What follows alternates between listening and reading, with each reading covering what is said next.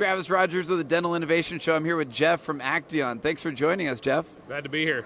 So there's a lot of buzz here at the show about the launch of the X-Mind Prime. Tell us about X-Mind Prime. Well, we're real excited to be launching X-Mind Prime here live at CDA South.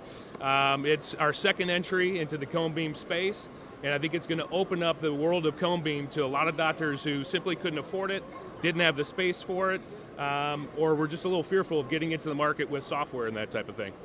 So tell us about the features of X-Mind Prime and what differentiates this from similar products in the marketplace. Well, X-Mind Prime makes everything easy. Easy from the installation, meaning this thing literally just rolls up to the wall, clicks in place, and within 1 hour and one person, it is up and ready to go and start using the cone beam.